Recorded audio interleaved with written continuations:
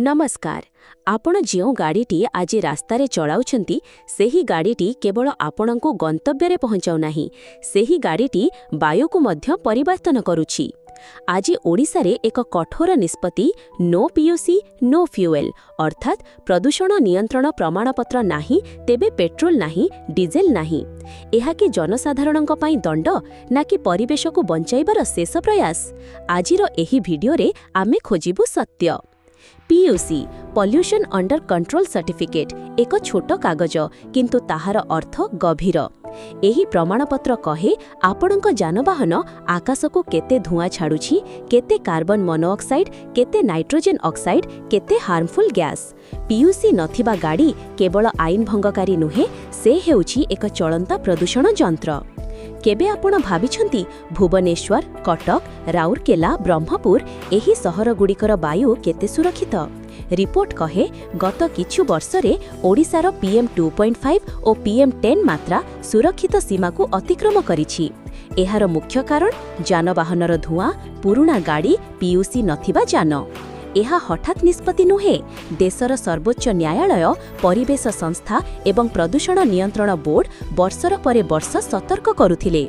अनेक राज्य रे पायलट प्रोजेक्ट हेला, एबे ओडिशा सेही पथरे।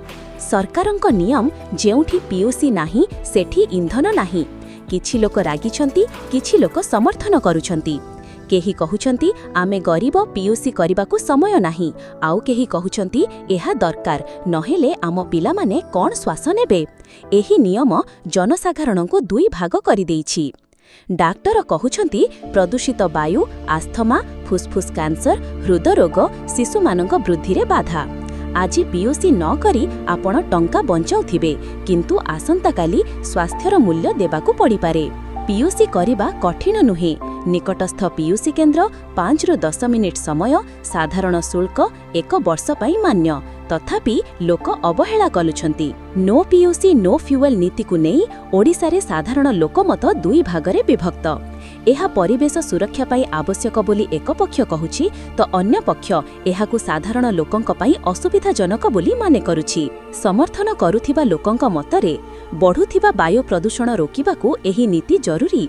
पीयूसी थिले गाड़ीर धुआ नियंत्रण हेबो, स्वास्थ्य सुरक्षित रहिबो।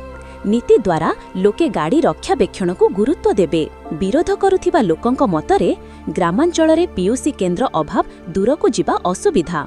दिन काम करुथिबा लोकंक पाई हठात इंधन बंद हेले आर्थिक समस्या, प्रचार प्रसार और सहज प्रक्रिया नथिबा अभियोग। लोके कहुछंती नीति भल किंतु धीरे धीरे लागू। प्रचुर पीयूसी केन्द्र, ऑनलाइन सुविधा और जागरूकता अभियान आवश्यक।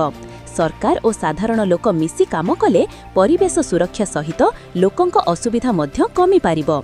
नो पीयूसी नो फ्यूएल एक सठिक दिगरे पदक्षेप, किंतु समतुलित रूपे लागू हेले मात्र एहा लोकमानंकर भरोसा जीति पारिबो।